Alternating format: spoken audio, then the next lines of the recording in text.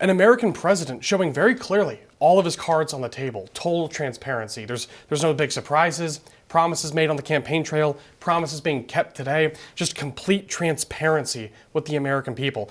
Like him or not, I mean, you know exactly what he's thinking. He puts it all out on the table, and he shows that his true loyalty is to this country. So I think that has to be the new standard moving forward. This is why, right here, he is a revolutionary figure in American politics. I mean, every single president, the baseline expectation should be that no matter what, their loyalties are to us and to the Constitution. So I think American politics writ large is just being completely transformed right now. Yeah, absolutely. It reminded me of Andrew Jackson a little bit. He's the people's president. Yeah. You could just tell the love for him in that room, and it was just amazing to me at the same time how Democrats are just so beside themselves now. They don't know how to behave. They don't know how to have any decorum anymore.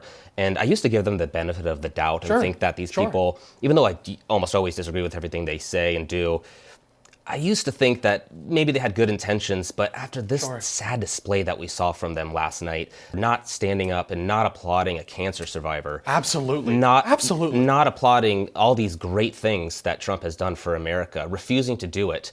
I don't think I've ever seen that done before. To not stand up for one thing, usually there's some consensus that people can applaud about and agree on. And Trump was saying in that one moment earlier too, that he could cure cancer and they won't do anything about that. These people have a visceral hate for him, and it's Trump derangement syndrome to the max. It's really bad actually, and I hope the only thing I wish that could be changed about this country for the better is to somehow get over this. Yes, because we need to get past this as a country. But other than that, ignoring their silly antics, this was the greatest speech I've ever seen him give. Yeah, well, you have to wonder at this point, for the Democratic Party's sake. So you won't stand for border security. You won't stand for national security.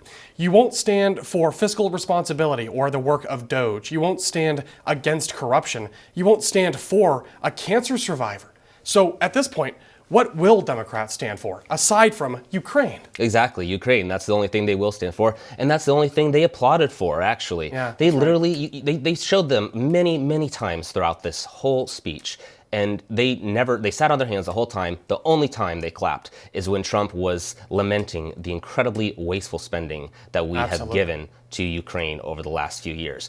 That is what they cared about. They don't care about America. They care about virtue signaling, and they care about coming off as pious and good to the rest of the world and how caring they are for the people of Ukraine, when in reality, they don't actually care about it. All they want to do is look good for people. And in reality, all it did is just make them look even terrible. If they care about America, they have a very, very odd way of showing it. And I do wonder, I mean, you look at the polls this morning, and we'll talk about this more later, but from CBS, from CNN and others, most Americans, by far, it's not even close, most Americans are pleased with what they saw and with what they heard last night. Absolutely. And rightfully so.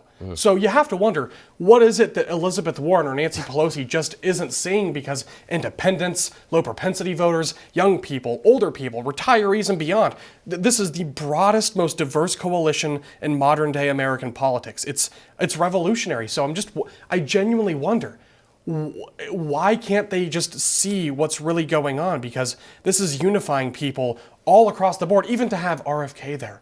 A lifelong Democrat, a champion of the progressive movement there last night, which, by the way, that was really, really pleasant to see that. But still, you have to wonder, if RFK and Tulsi Gabbard can come away from the Democratic Party and get behind this administration, why can't their former colleagues do it? Yeah, why can't Pocahontas do it? That's who you're referring to. I thought you said Elizabeth Warren. I'm sorry. Yeah, I'm pretty sure she's Pocahontas. Thank you for clarifying. Yeah, I just wanted to get that for the record, because that is her official name. But yeah, I don't know. If I knew the answer to that, man, I'd be rich, Who can say? It's the $1 million question in the room. It really is. So looking forward, though, just to sort of put a bow on this, I do think, hopefully we can, through successes and achievements in the next 4 years, make a lot of headway in unifying Americans. Maybe not the leaders of the Democratic Party, fine, okay, but at least American voters and citizens. So that's what I'm hoping to see in the next 4 years. Absolutely. And just one last final thing, I just wanted to say how refreshing it was to see Mike Johnson take the reins and kick Al Green out at the beginning of that, because we're done having these little antics. There's a new sheriff in town. We're not going to put up with this anymore. It was a pitiful, disgraceful display what that man did before President Trump. And oh man, I'm just I mean, so glad even that if he you got kicked disagree, out. you have to be the bigger person. You're an elected official. Yeah, because remember back in Obama's days, I Yes. think it was in 2009, and that one guy stood up and said, "You lie! That was the worst thing in the world. Oh, the decorum was broken. How could he possibly say that?" But no, he can go ahead and do stuff like that, and no big deal for Democrats. That's just par for the course for them. But It's unfortunate. But I do hope that it changes. yeah, I do. and it will. It will someday, hopefully. Yeah. Well, thank you, Cameron. I appreciate it. You're welcome.